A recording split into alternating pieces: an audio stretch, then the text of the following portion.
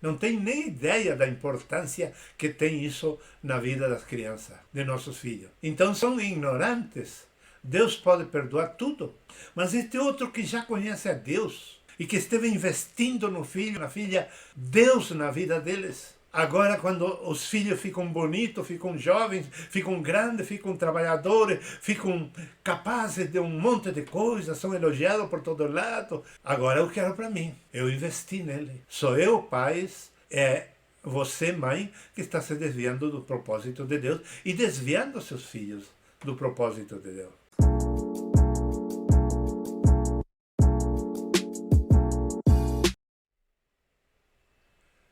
Com certeza você poderá estar esperando uma nova aula e que vai preencher alguma necessidade sua, alguma demanda de ajuda por causa dos problemas que está passando e sabe que eu tenho algo sempre novo para ti.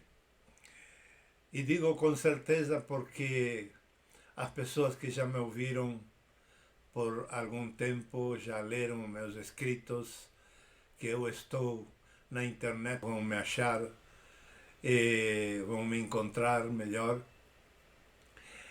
Então, todas as pessoas que têm essa experiência, certamente apenas aparece o meu nome e pensarão: ah, este cara eu já vi, já ouvi, já li algo dele. E eu imagino que a maioria deve estar pensando que eu sou uma pessoa um pouco inacessível. Mas não, eu tenho um coração como Deus preparou para eu tê-lo. E é isso que eu sou. Uma pessoa simples e amorosa, que amo muito as pessoas. Amo até os inimigos, é incrível, mas os inimigos fazem suas coisas erradas e fogem de mim, desaparecem, se separam, se distanciam. E eu os olho de longe e digo: eu sei porque ele está assim. Eu sei. Ninguém correu ele ou ela e eles estão assim, desse jeito. Mas eu tenho esse carinho de voltar a procurar essas pessoas e ajudá-las e abençoá-las e dar-lhes algo do amor de Deus na minha vida. Então, quero que você confie e saiba que eu não estou aqui para tirar proveito dos outros e às custas dos outros me encher de prosperidade, de fama e outras coisas. Não. Eu quero simplesmente ser um canal de bênção na sua vida e na vida de muitas pessoas. O título do assunto que eu quero abordar hoje, muitas vezes eu não me ajusto muito ao título, porque tenho muita coisa para compartilhar e às vezes, dentre as muitas coisas, fica difícil poder fazer um resumo espontâneo para manifestar em tópicos específicos e curtos o pensamento do título. Mas nesta ocasião eu creio que vamos conseguir, embora são vários tópicos, vários pontos, creio que são 9, e mesmo assim você vai ver a importância deste tema de hoje, que se chama o sexo e a sexualidade do cristão. Estou para falar de cristãos e para cristãos. E, portanto, todos os que me ouçam, sejam pais, sejam filhos, sejam jovens, sejam adultos ou sejam anciões, poderão se deleitar com esta aula de hoje, porque verão muitos aspectos da sexualidade e do próprio sexo que não se toca. Aspectos que ninguém toca, que ninguém fala deles, porque também, se não falarem deles, provavelmente seja porque nunca tiveram a revelação que eu tive pela graça de Deus dentro da palavra de Deus, a Bíblia.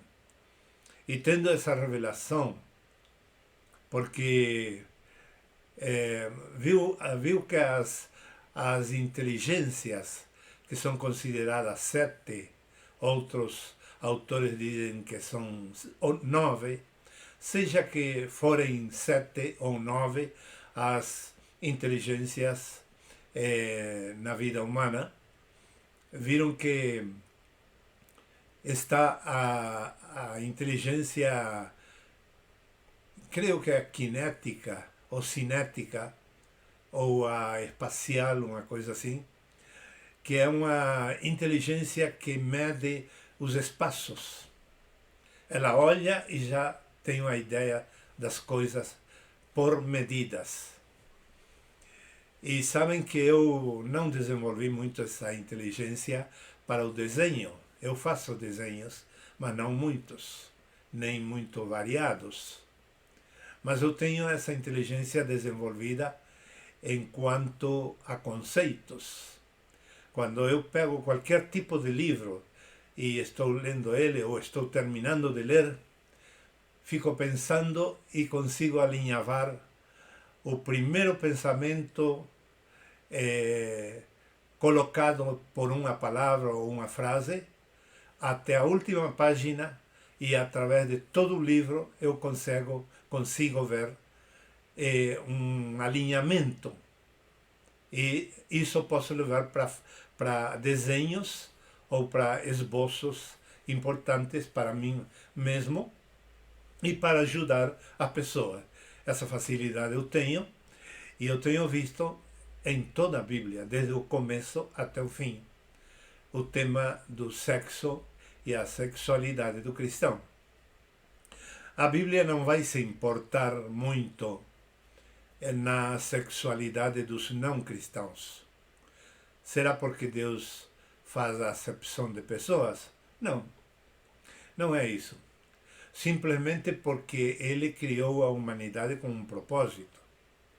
Mas também deu ao ser humano o livre-arbítrio, que eu não gosto muito de falar de livre-arbítrio porque foi uma ideia que surgiu lá pelos anos 1500, 1600 da nossa era cristã. Então, muito tempo da história da humanidade não se conhecia esse tal de livre-arbítrio. Mas, chamemos-o assim, eu poderia dizer, como dissera o apóstolo Abel Gil do México, um amigo meu, ele chama de soberania delegada. Também está muito bem colocada a expressão que ele criou, soberania delegada. Eu diria potestades ou faculdades delegadas de Deus ao homem, ao ser humano. Então, Deus não vai se dedicar a cuidar da sexualidade dos não cristãos, porque eles têm essa faculdade outorgada por Deus, uma faculdade na medida do ser humano, na medida da inteligência e da capacidade de cada um, é a faculdade soberana dele, de cada ser humano. Então, como todos temos essa faculdade, Deus provavelmente não se dedica, e é o que eu vejo na Bíblia, ele não se dedica a instruir essas coisas profundas aos que não são cristãos, porque eles estão no seu direito de tomar um caminho errado, se quiserem, porque Deus deu a todos esse livre-arbítrio. Tanto que em outro vídeo eu falei que Deus deu também essa faculdade, dons ao próprio Lúcifer no céu. E quando ele se rebelou, Deus não tirou dele, não fez com que ele perdesse essa faculdade. Não, Deus continuou deixando nele aquelas faculdades, aqueles poderes que Deus tinha dado a Lúcifer no céu quando ele ainda era santo e não tinha pecado. E Deus não tira os seus dons de ninguém. Então, as pessoas não cristãs, Deus as respeita na sua decisão. Mas aos cristãos, ele quer que façamos a vontade de Deus. E somos privilegiados por isso, porque realmente temos crido no Senhor e entramos a viver na ambiência da herança de Deus e da riqueza de Cristo Jesus. Então, temos toda a riqueza de Deus a nosso favor e por isso é que ele se preocupa e se ocupa de nós, cristãos, que tenhamos uma sexualidade compatível com a mentalidade e o desejo de Deus. Portanto, vamos entrar neste tema agora e vamos ver bem focado aos cristãos.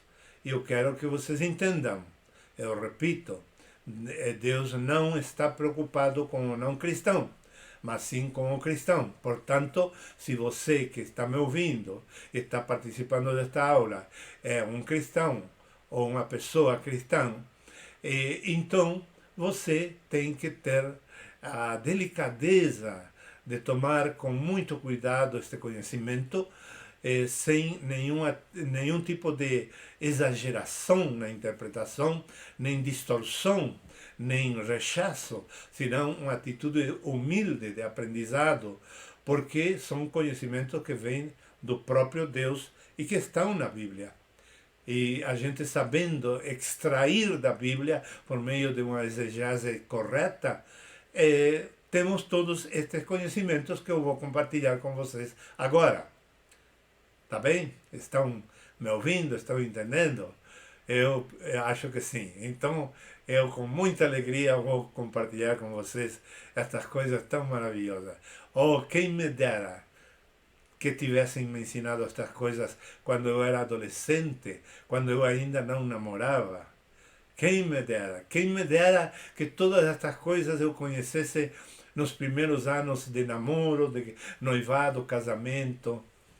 Quantos problemas tivéssemos evitado.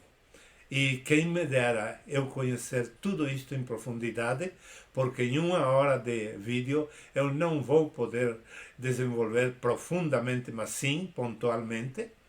E quem me dera eu ter conhecido tudo isto tão profundamente como hoje eu conheço, eu não tivesse tido um monte de problemas no casar, na família, com a parentela e com os amigos. E também com os inimigos, porque tem inimigos que nos buscam para namorar, para casar, mas com a maldade de querer nos arruinar a vida. E isso é o que eles estão pensando quando são inimigos. Então, todos eles, tanto amigos como inimigos, são partes da nossa vida. E nós não podemos cortar tão facilmente com ninguém. Para cortar, temos que passar por um processo de exame, de análise de todos os lados daquela relação antes de tomar a decisão. Mas vamos então ao tema de hoje. Tem uma revista cristã evangélica no Brasil que se chama Ultimato. A revista Ultimato é eminentemente presbiteriana. No entanto, é uma revista muito séria que aborda todos os assuntos, tanto cristãos e religiosos, como os assuntos sociais também. E eu respeito muito essa revista. É muito boa. Há um tempo não estou lendo ela porque passou o tempo e eu perdi contato com eles ao voltar à Argentina e tudo isso, e não comprei mais, não me subscrevi à mensalidade da revista. Não sei como está agora a revista em termos de seriedade e de bons conteúdos, mas a fama que ela tinha era essa. Muito boa revista. Eu sempre a considerei assim. E em uma edição dela, de há muitos anos atrás, talvez 10, 15 anos atrás, eu vejo uma estatística que eles fazem dos evangélicos frente ao sexo. Pena que eu não tenho essa revista comigo mais, já foi perdida, e também não pesquisei para ver se eu consigo ela de novo, porque este tema foi preparado no dia de ontem, não houve tempo para eu pesquisar. Mas naquela edição há uma abordagem muito ampla sobre a sexualidade no meio cristão evangélico. E os números que eles davam ali, por diferentes perfis sexual, ou de sexualidade melhor, os números me levaram a fazer minha própria análise. E concluí que no Brasil, na época, vamos supor 10 anos atrás, na época haveria 13 milhões de jovens evangélicos virgens. Você pode se assustar hoje e dizer, não, pastor Tito, não pode ser tanto assim. É o cálculo exato que eu fiz, embora aproximada a quantidade, porque poderia ser um pouquinho menos, um pouquinho mais, mas isso é a média. 13 milhões de jovens meninas e meninos evangélicos virgens. E, naturalmente, muitas pessoas chamadas solteirões. Aqueles que já têm 40 anos ou mais e continuam sem casar. Evangélico, não? E isso me levou a pensar muito no porquê e no para quê essa juventude evangélica se conservou dessa maneira. E vocês vão ouvir muitas coisas para refletir sobre este assunto, sobre este tema. Mas esses 13 milhões de meninos e meninas cristãos do Brasil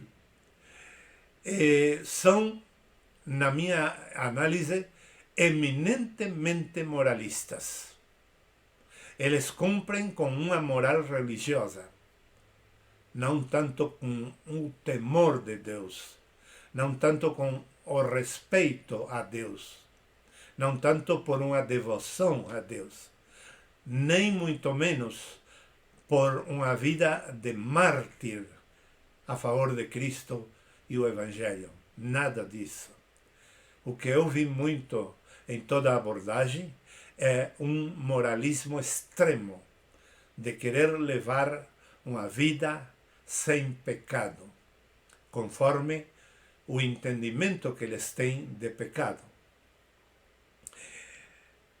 Eu creio que a fornicação, que eles chamam ao ato sexual antes do casamento, e eu também chamo porque é a palavra mais correta e específica, mas se você procura no Google, não acha essa palavra, não encontra, porque toda a tecnologia de hoje está mais a serviço do diabo do que a serviço de Deus. Por isso temos que pegar a tecnologia com muito cuidado, porque está tudo manipulado para servir a Satanás e não a Deus. E muitas palavras bíblicas não se acham no Google, não se encontram. Esta é uma delas, fornicação. Então vejam, a fornicação, segundo segundo a moralidade ou o moralismo dos cristãos evangélicos, é um pecado grave. E eu até considero na caixa do sexual, não na caixa macro de todos os pecados, de toda classe de pecado. Não, mas só na caixinha do pecado sexual, dos pecados sexuais, eu vejo que realmente a fornicação é a mãe de todos os pecados sexuais. Porque Alguém poderá dizer, não, é o adultério. Não, o adultério pertence só aos casados. E a fornicação inclui casados e solteiros. Então, é a fornicação a mãe de todos os pecados sexuais. Até aí tudo bem. Mas, vejamos o seguinte, eu vou fazer uma metáfora. Uma metáfora que me surge a mim, muito de metáforas e outros tipos de comparações, e que eu vou usar agora, que é o que mais me toca. Há muitos anos atrás, minha mãe ofendeu gravemente a minha esposa, quando ela ainda vivia, minha esposa. E eu fiquei tão indignado que eu ofendi a minha mãe. Eu devolvi ofendendo minha mãe.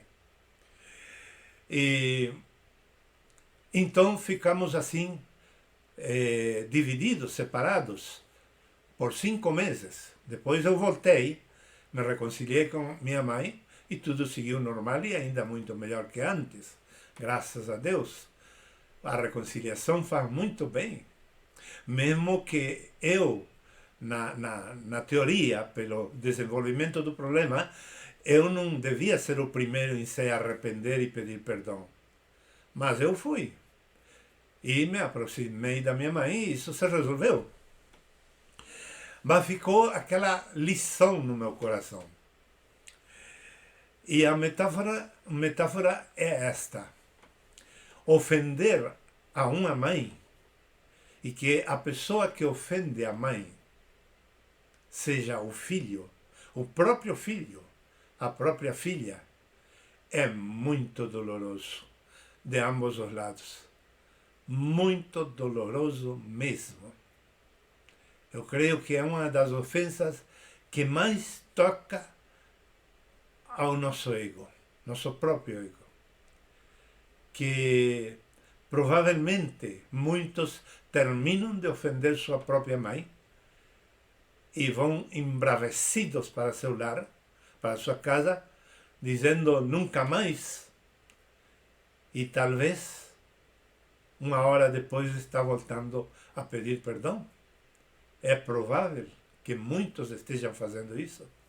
Por quê? Porque a dor que produz ofender a mãe ou a mãe ofender ao filho, mas eu quero enfatizar a ofensa à mãe melhor, é muito grande.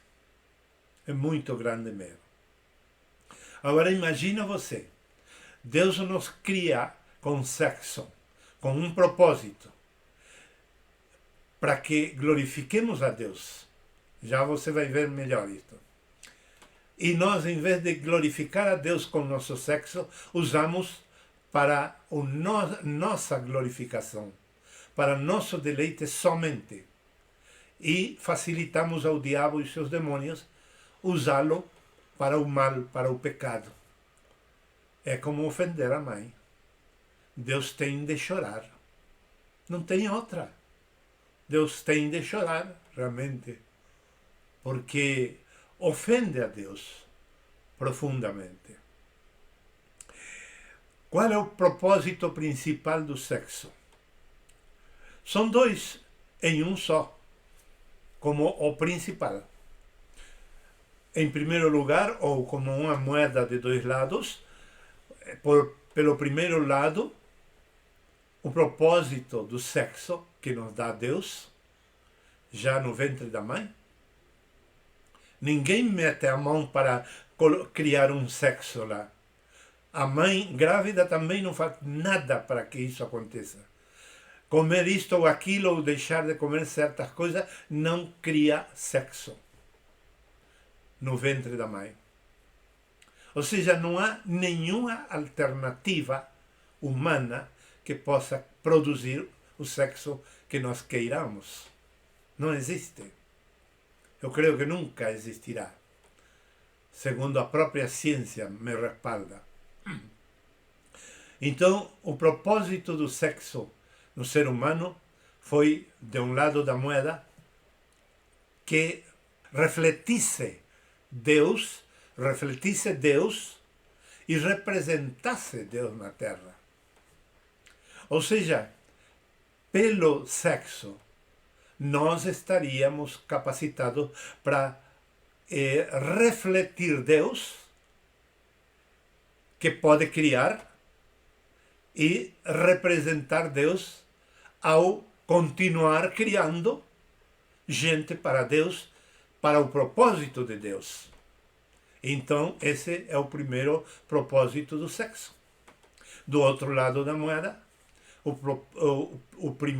principal propósito do sexo continua sendo a mesma moeda.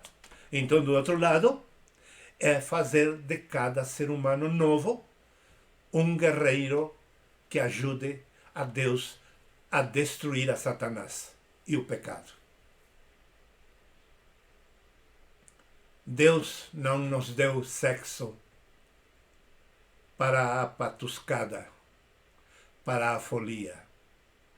Deus não nos deu sexo para isso.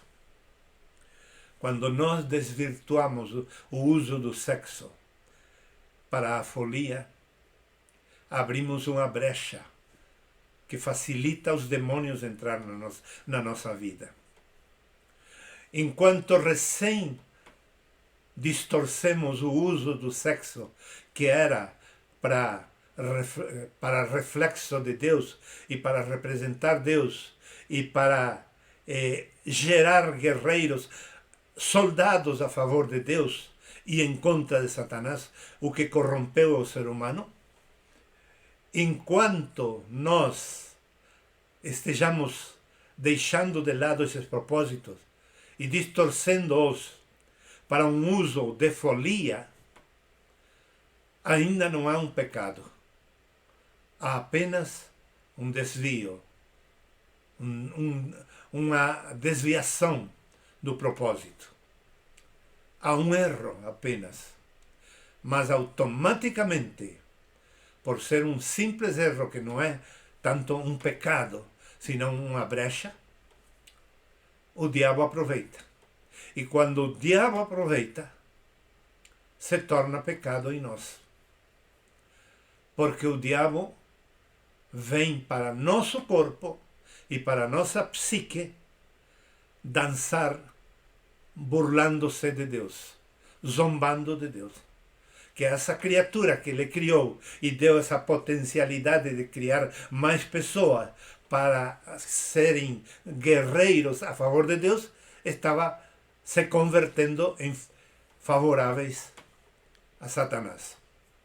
É assim a coisa que tem tudo a ver com o sexo dentro da palavra de Deus. Mas temos um problema duplo. Tem pessoas que fazem falsa entrega do bebê que vai nascer para Deus. Fazem uma falsa entrega. Por um lado, não os consagram para Deus. Capricham e cuidam a mulher embaraçada, a mulher grávida. Cuidam dela, cuidam do bebê que recém-nasceu, proveem tudo para aquela criança. Ou seja, fazem tudo por aquela reprodução de Deus, divina de Deus, que em vez de Deus com suas próprias mãos fazer, Ele nos deu o sexo para nós continuar fazendo como Ele, do jeito dele e para Ele e para a sua glória. E para o propósito de derrotar a Satanás. Então, nós estamos cuidando, mas não nos importamos em entregar a Deus essa criança. Não consagramos nem antes de que ela nasça, nem depois. É como que se nós somos donos da vida. E quando a criança nasce, com mais razão, agora sim, pai e mãe são donos, vão fazer o que eles querem com a criança. Já as crianças são adolescentes, eles ainda continuam fazendo o que eles querem. Os adolescentes já são jovens, eles, os pais, ainda continuam fazendo dos filhos o que eles querem, porque eles se sentem donos e geradores dessa vida. Esse é um lado. Falsa entrega a Deus. Parece que se eles não põem a mão na coisa e não se esforçam, não custa para eles ter aquele filho, eles se sentem diminuídos diante de Deus. Então eles fazem um esforço enorme e fazem a coisa tudo talvez com a melhor intenção para apresentar a Deus o melhor possível. Mas Deus não está pedindo que nós façamos tudo. Ele só quer que nós criemos o filho fisicamente. No demais ele se encarrega de dar alma e de dar espírito para esse feto no ventre da mãe. Ele se encarrega. Ele se encarrega de colocar vida naquele espermatozoide que se une com o óvulo da mãe e vai se formando mulher ou varão. E é Deus que se encarrega da alma e do espírito. Portanto, Deus não espera que nós façamos tudo. Ele só nos delegou fazer o filho materialmente. Então, esse é o primeiro lado. Mas tem outras pessoas que fazem uma falsa entrega ainda mais absurda. Porque esse que fez assim, desse jeito, ele, coitado, ele é ignorante das coisas de Deus. Ou ela, são ignorantes das coisas de Deus. Pensam que trazer um filho à vida e ao mundo e dar tudo o que o filho precisa é tudo. Não, esse filho, essa filha, não é um ser vivente apenas. É a imagem de Deus, é reprodução de Deus para um propósito de guerra espiritual para vencer a Satanás. Não nascem aqui para ser escravos, para ser destruído por algum inimigo. Nascem para crescer soldados e vencedores. Esse é o propósito de Deus, em definitiva. Mas estes outros que fazem falsa entrega de Deus são aqueles que se apropriam dos filhos em termos religiosos. Porque dizem, eu consagrei este filho para pastor. Ele nasceu pastor. Eduquei ele na escola dominical, nos princípios da Bíblia. Mostramos exemplo para ele. Levamos à igreja todos a semana. Fizemos tudo por ele. E o filho agora quer ser médico. E o pai e a mãe se opõem e dizem, não, você vai ser pastor porque para isso investimos em você. Esse é muito pior que o primeiro caso que eu mencionei. Porque é se apropriar de maneira extrema dos filhos. Porque aquele que se apropria sem conhecer as coisas de Deus, se apropria dos filhos, ele não sabe a importância de Deus na vida dos fetos, ou embriões, ou já criança nascida. Eles não sabem. Não têm nem ideia da importância que tem isso na vida das crianças, de nossos filhos. Então são ignorantes. Deus pode perdoar tudo. Mas este outro que já conhece a Deus, e que esteve investindo no filho, na filha, Deus na vida deles. Agora, quando os filhos ficam bonitos, ficam jovens, ficam grandes, ficam trabalhadores, ficam capazes de um monte de coisas, são elogiados por todo lado. Agora eu quero para mim. Eu investi nele.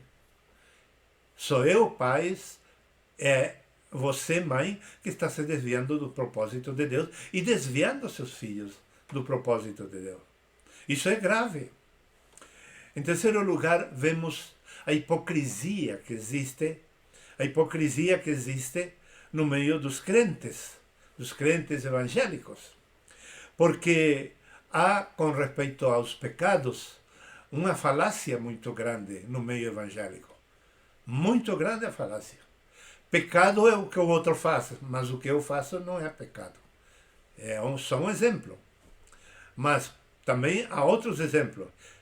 Adultério é pecado, mas mentir não é pecado. E há outros exemplos ainda. Que se reincide no pecado, esse não tem mais salvação, porque já pecou uma vez e foi perdoado por Deus. Agora Deus não tem por que perdoar a segunda vez. Ou seja, ideias que não estão nem na Bíblia. Nem na Bíblia existe algo para dizer, entendi mal. Não existe isso.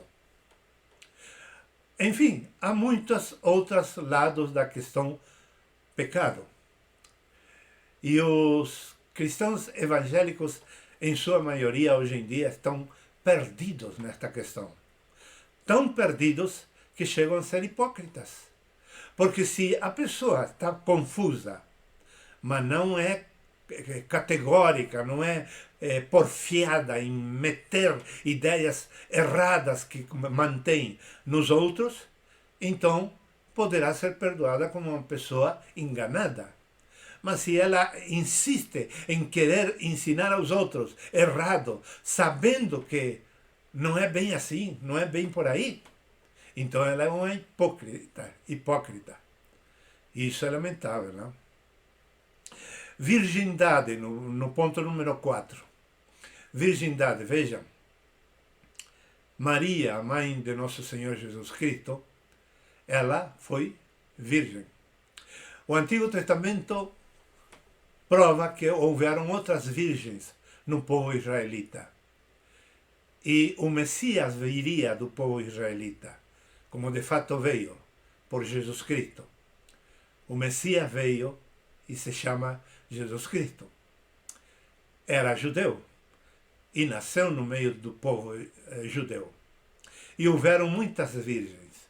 Por que Deus não pegou outra virgem para trazer ao Messias? Esperou por mais de 2000 anos até que nascesse Maria em Nazaré, crescesse, se cuidasse, vivesse uma vida devota e recém-chegado o dia e a hora determinado por Deus, fazer nascer o Messias dessa mulher santa de Deus. Por quê? Podendo fazer por outras virgens. Aqui existe um mistério, mas o Novo Testamento fala de virgem pelo menos 2 vezes. Tem mais vezes, mas 2 vezes são as mais importantes. Em Gálatas capítulo 4, versículo 4, juntamente com o relato da chegada do Messias por Maria em Lucas e em Mateus. Juntamos todas estas citas em um caso só, a respeito de Jesus.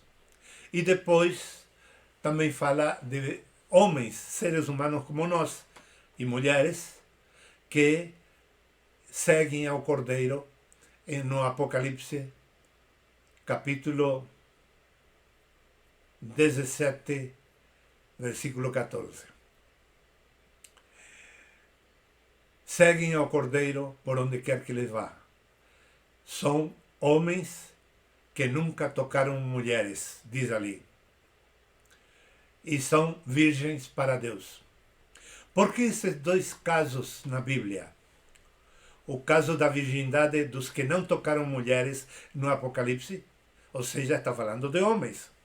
E o caso da Virgem Maria, que só fala de mulher. Olha só, um texto, uma parte fala de homens, a outra parte fala de mulher. Como quem dizendo, a virgindade é válida para ambos os sexos. Deus requer virgindade de ambos os sexos. O judeu não. O judeu queria virgindade somente na mulher e não queria no homem. E considerava que o homem que tivesse esse tipo de vida virgem era um incompetente, não era bem homem. Era assim a ideia dos judeus, até o dia de hoje. O mundo em geral, o mundo caído sem Deus, pensa assim. Mas a Bíblia diz não. Eu estou dizendo aqui que mulher e homem têm que ser virgem por ambos os lados enquanto a sexo. Isso é o ideal. Não é o costumeiro, não é o cultural, não é o que seja comum, nem sequer entre crentes, nas igrejas, nem sequer na igreja. Existe isso, essa prática, esse costume, essa cultura de maneira permanente. Não existe. Estamos fora do ideal totalmente.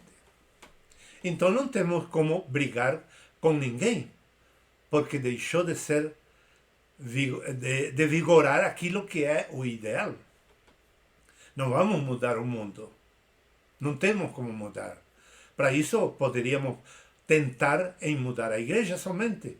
Isso ajudaria. Mas também não podemos. Então, a questão da virgindade na Bíblia, principalmente no Novo Testamento, tem uma conotação espiritual. A conotação física é para satisfazer os judeus. É só para que os judeus não duvidassem que este Jesus é realmente o Cristo, que se encaixa em todas as profecias e nasce de uma virgem, naturalmente sem pecado, e nasce de uma mulher em estado de pureza e sem a participação do homem, que é o representante do pecado no mundo. Então, para a satisfação dos judeus, ou seja, cumprimento de um dos requisitos, dos tantos requisitos que havia para que identifiquemos quem era o Cristo no meio nosso, esse era um deles, um dos requisitos. Então, por isso que se enfatiza que Maria era virgem, para que os judeus não tivessem uma pedra de tropeço e soubessem que podem se converter ao cristianismo tranquilamente, porque realmente este é o Cristo, de fato. Não há dúvida, cumpriu todos os requisitos. Mas, para nós cristãos, o Novo Testamento traz a ênfase da espiritualidade da virgindade. Todos devemos ser virgens para Deus, em termos de espiritualidade. Vamos supor que você foi um fornicário abusado, extremo, e você se converteu ontem a Cristo e é salvo, e hoje você pode ser usado por Deus, ou pode ser levado desta terra para estar com Deus eternamente, de imediato, depois de você se converter a Cristo, e você vai ser considerado um daqueles do Apocalipse como virgem para Deus. Mas antes de ontem você não era virgem. E como pode ser isso? Porque o Novo Testamento enfatiza a virgindade como algo que agrada a Deus diante de Deus em termos espirituais. Isso eu mencionei Apocalipse 14, versículo, eu disse 19, versículo 14. Agora estou vendo que anotei aqui, Apocalipse 14, versículo 4 ao 5. Repito para gravar o verdadeiro texto que fala no Apocalipse. Capítulo 14, 4, 5. 4 ao 5. Quinto lugar, a cobiça. A cobiça é o maior pecado humano fora do maior. O maior mesmo não tem perdão. E se tem perdão, é crendo em Jesus Cristo.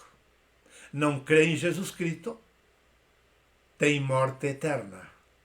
Experimenta uma segunda morte. Esse é o único pecado que nos salva.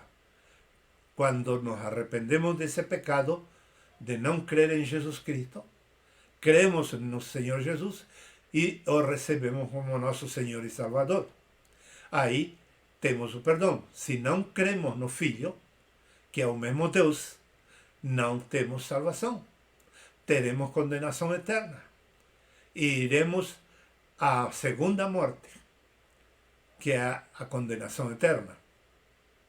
Portanto, esse é o pecado maior, em termos gerais.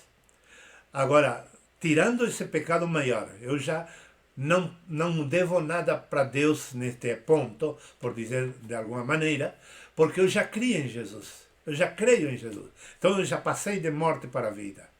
Já escapei da morte eterna. Porque criei em Jesus. Mas agora que sou cristão, qual é o meu maior pecado? Segundo o apóstolo Paulo, é a cobiça. E não está errado, não. Porque nos 10 mandamentos, os 10 mandamentos começam com Deus. E o último termina com a cobiça. Como para fechar um documento bem elaborado por Deus, diz, olha, comecem comigo e não terão o final que eu vou dizer que terão. Se vocês não começassem comigo, não começarem comigo, como único Deus, depois do segundo mandamento, sem idolatria, e aí seguindo os mandamentos até o nono mandamento, se vocês não fizerem essa sequência, esse itinerário, vocês terminarão no 10º violando tranquilamente, porque é o máximo em pecado. Coincide com o apóstolo Paulo, a cobiça. Isso está em Romanos capítulo 7, versículo 7, e em Êxodo capítulo 20, versículo 17. Sexto, a castidade. A castidade gera um grande problema. A castidade gera um grande problema. Sabem que a castidade é uma bênção para quem consegue? É uma bênção. Tem muitos padres da Igreja Católica que são genuinamente castos. Mas também tem alguns que não são, que são castos na aparência, mas se masturbam ou flirteiam com alguma mulher por escondido. Mas muitos deles são realmente castos, puros. E a palavra castidade tem a ver com um voto, com uma decisão pessoal. Não é simplesmente ser virgem por temor a Deus ou por devoção. Não, é uma decisão pessoal. Agora, o Novo Testamento, nele, Jesus aborda o tema da castidade. Em Mateus capítulo 19, versículo 12, diz assim, pois há eunucos que nasceram assim desde o ventre de sua mãe. Há eunucos que nasceram assim desde o ventre de sua mãe. Ou seja, pessoas castas, que nasceram castas, não têm inclinação sexual, não têm pulsão sexual nenhuma e desejam servir a Deus desde pequenas, desde criança. E é difícil tirá-las desse estado porque elas já nasceram assim. Talvez possam tirá-la, ou a mesma pessoa mudar desse estado. Talvez sim. Mas vejamos a sequência do que Cristo mencionou. A segunda categoria é, e há eunucos que foram feitos eunucos pelos homens. Esse é o problema. Esse é o eunuco problema. Essa é a castidade que gera um grande problema. Quando fazem de nós casto, a sociedade, os pais, o emprego, o trabalho, o ministério, alguma coisa dos homens nos leva a ser circunscrito a uma castidade que eu não quero. Eu sinto pulsão sexual, mas tudo me aprisiona num curral para que eu seja casto. O próprio sacerdócio católico pode ser um curral desse tipo. Para muitos é. Então, aí vem a castidade que não presta para nada, senão que gera um grande problema. E o terceiro tipo de eunucos e há eunucos que se fizeram eunucos, se fizeram a si mesmos, por causa do reino dos céus. Alguém que nasce com pulsão sexual e decide voluntariamente ser um sacerdote ou um pastor ou pastora e não ter relação sexual com ninguém, é eleição dele ou dela. Então, isso tem validez para Deus. Isso vale muito para Deus.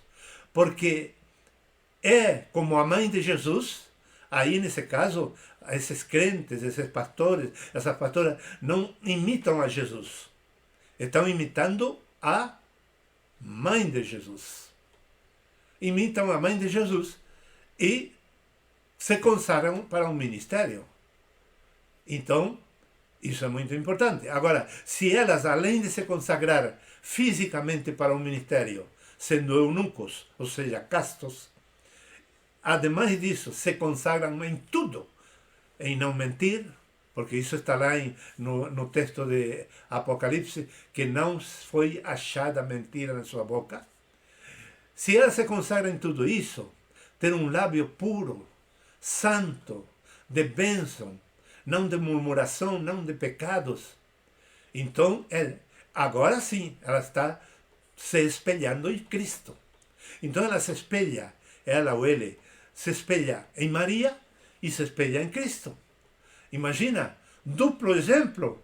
Pode ser um baita de pastor, uma baita de pastora, com ambos exemplos tão magnânimes, tremendamente magnânimes. Então, isso é muito importante. Agora, que os homens, ou as estruturas, a sociedade, a cultura, o dinheiro me obrigue a ser eunuco, a ser casto. Não, isso é escravidão. Esse tipo de escravidão gera um grande problema. Sétimo, perdoar não é suficiente. Perdoar não é suficiente. Por exemplo, a própria castidade. A pessoa casta, sem ter tido experiências sexuais, e toda a vida foi casta, que existem pessoas assim. Se ela é casta, ela não teve nunca problema de relacionamento sexual com ninguém. Mas será que essa castidade e essa vida sem nenhum tipo de conflito com ninguém não vai gerar um problema nela? Gera. Depois de muito tempo, gera. E ela tem que vencer. E se ela não vencer, mesmo que ela continue sendo casta fisicamente, ela já não é virgem espiritualmente. E eu conheço um caso. Essa pessoa foi assim. Ela era virgem e morreu virgem. Um homem morreu virgem. Com 50 e poucos anos de pastor, virgem. Mas espiritualmente ela não morreu. E essa pessoa não morreu virgem totalmente. Porque ela chegou a ter ódio de pessoas por oferecerem sexo para ele. E ele não poder acessar a essas ofertas. Ele chegou a ter conflitos com as pessoas. A rechaçar da igreja, excluir da igreja. Não, que vai embora porque essa está me tentando. Então, venceu no tema do pecado sexual físico, sendo casto, mas não conseguiu vencer o pecado em relação ao sexo interior. Então, deixou de ser virgem para Deus. Totalmente. Por isso que perdoar não é suficiente. Porque se eu sou virgem, caso virgem, e continuo virgem fisicamente, porque a virgindade não se perde por uma relação sexual normal, natural e santa. Não. A virgindade se perde pelo pecado. Então, se eu sou virgem, caso normalmente, em santidade, vivo em santidade, eu nunca perdi a minha virgindade física. E se a mais disso, tenho a virgindade espiritual. Mas de repente, num relacionamento do casal, a outra parte nunca foi virgem. E de repente me ocasiona um problema. E eu tenho que me enfrentar com esse problema. E é difícil porque ninguém sabe. E eu não vou andar dizendo para todo mundo, eu ou ela, ou varão ou mulher, que toda a vida foi virgem, não vai andar dizendo para todo mundo, olha, o problema nosso é que a outra parte foi sempre fornicária e eu sempre fui virgem. Não. Imagina. É um despropósito fazer uma coisa dessa. Mas no suposto caso que ela esteja passando por esse tipo de conflito, ela começa a deixar de ser virgem espiritualmente. Então, ela realmente entrou num conflito de falta de perdão. E baseada numa virtude, que é a castidade. Ela se baseia na virtude e diz, eu me consagrei e me reservei puro ou pura para ele toda a minha vida, e agora que ele vem me fazer essas coisas, depois que eu brindei toda a minha pureza, toda a minha vida para ele, e ele agora, tendo recebido tanto amor, agora vem me devolver com traição, eu não perdoo, não. Então, por mais que perdoe, se vai continuar tendo amargura dentro do coração, não alcança com perdoar. Essa pessoa necessita ajuda para superar essa crise. E eu posso ajudar em tudo isto que estou falando. Detalhe por detalhe e muito mais nesta temática. Eu posso ajudar pela graça de Deus. Oitavo. Mas deixe-me dizer rapidinho, entre parênteses, no tópico anterior, que se titula Perdoar não é suficiente. Lembremos, eu mencionei a castidade, que nem sempre ela é um escudo e que nos protege, nem sempre. Tem vezes que não prestou de nada para nós. Segundo, a fornicação nem sempre é um problema para o perdão. Às vezes facilita o perdão. Porque a pessoa que já viveu uma traição, mesmo que não seja mais que no noivado, já está mais preparada para perdoar, se é que perdoou de verdade no passado, que aquela que nunca teve experiência de conflito para perdoar. Quarto, a castração. Se a castração for voluntária ou foi por nascimento, isso não há nenhum problema.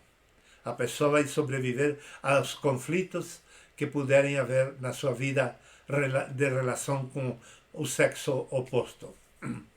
Mas se a castração for imposta pela sociedade, ele vai ter muito problema. Então ele tem que confessar a alguém que pode ouvi-lo e ajudá-lo a sair desse estado de castração imposta. Agora sim, passamos ao ponto número 8. A eroticidade. A eroticidade é o que Deus acrescentou em nós, porque antes de nos criar a nós com sexo, fêmea e macho, ele criou os animais com sexo fêmea e macho. Só que aos animais ele não colocou a eroticidade neles. E em nós sim. Para que Deus colocou eroticidade no nosso sexo? Porque Ele tinha nos incumbido de uma missão. Façam filhos, multipliquem-se, mas eu quero filhos para que me ajudem a vencer a Satanás. E não que Deus não pudesse vencer a Satanás sozinho, senão que Ele queria compartilhar ou dividir conosco, com suas criaturas, o poder, a faculdade e a glória de derrotar aquele que enganou ao ser humano. Que lindo, que coração bondadoso tem nosso Deus, não? E Ele disse, eu vou fazer estes seres que eu vou criar, vou fazer com sexo. E vou dar faculdade para eles criar pessoas.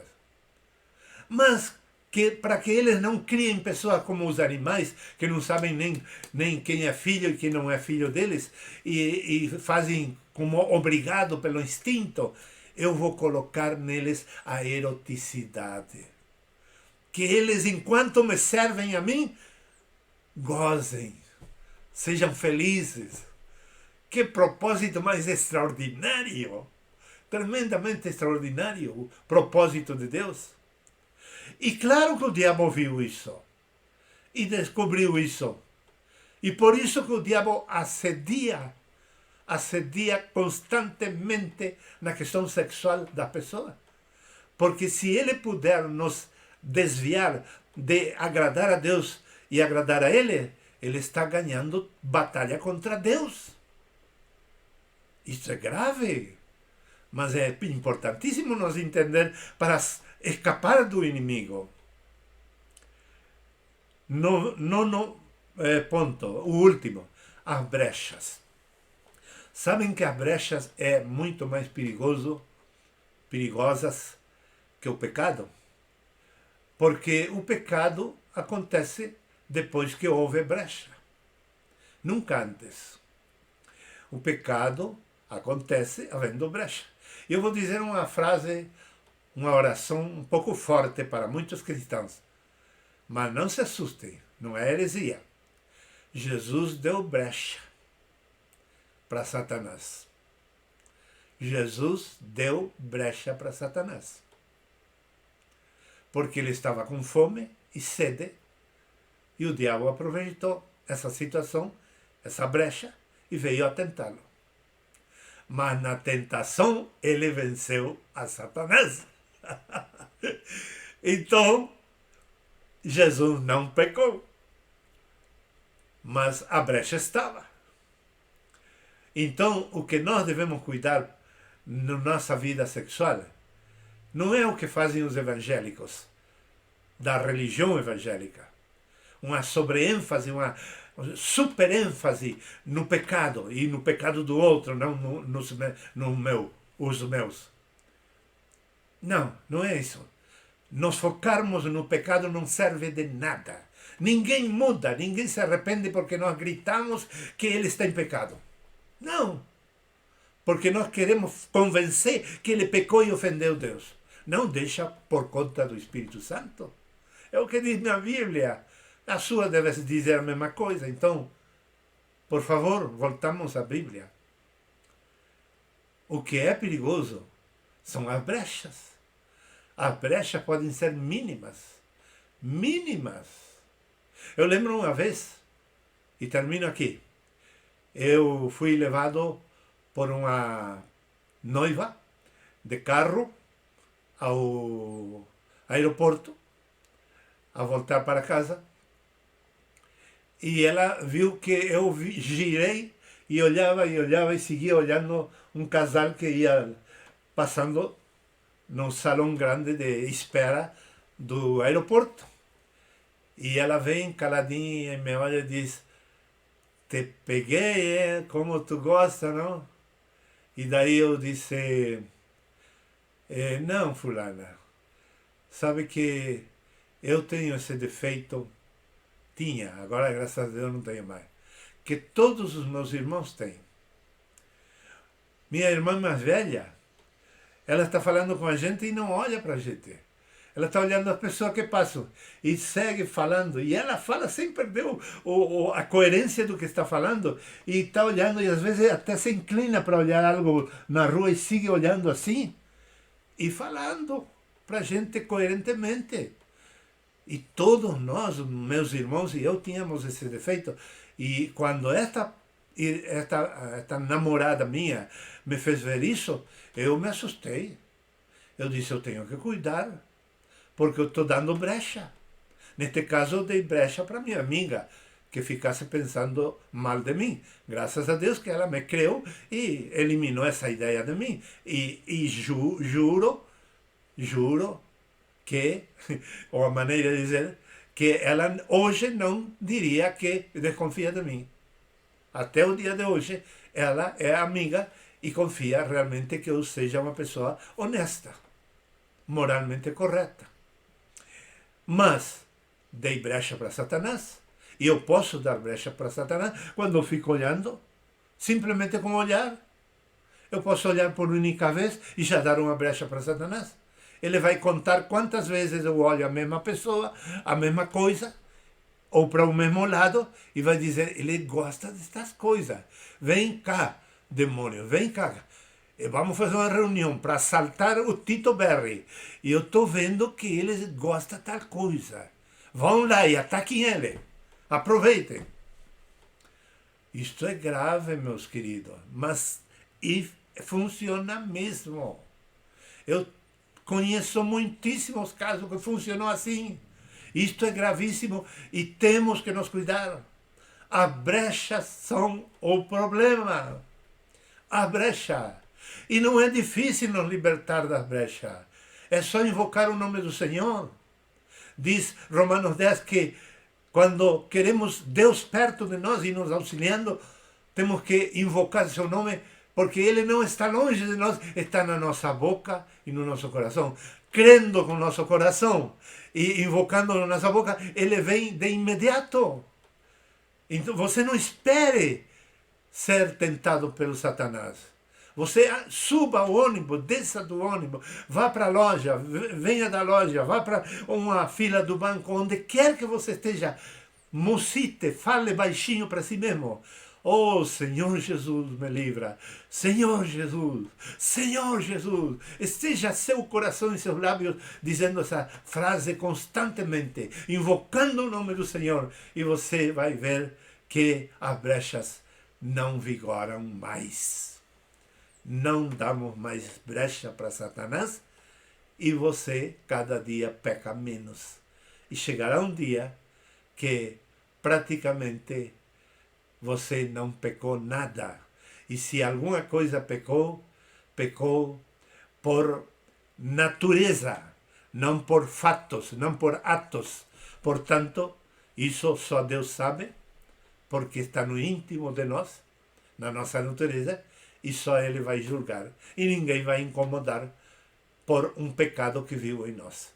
Então, este caminho é tremendamente maravilhoso, que você compreenda e tenha ouvido toda esta aula e repita a audição dela por muitas vezes, porque isto vai lhe ajudar um monte na sua vida espiritual e vai lhe capacitar, ajudar e compreender, acima de tudo, as pessoas que estão passando por aquilo que você chama pecado. Deus abençoe a todos nós e nos livre do mal. Não em vão, na oração do Pai Nosso, se incluir, livra-nos do mal. Livra-nos do mal. Não nos deixes cair em tentação, não em engano, não em acusação, mas sim em tentação. Não nos deixe cair em tentação. E para isso, temos que cuidar das brechas. E aí Deus não nos deixa cair em tentação e nos livra do mal.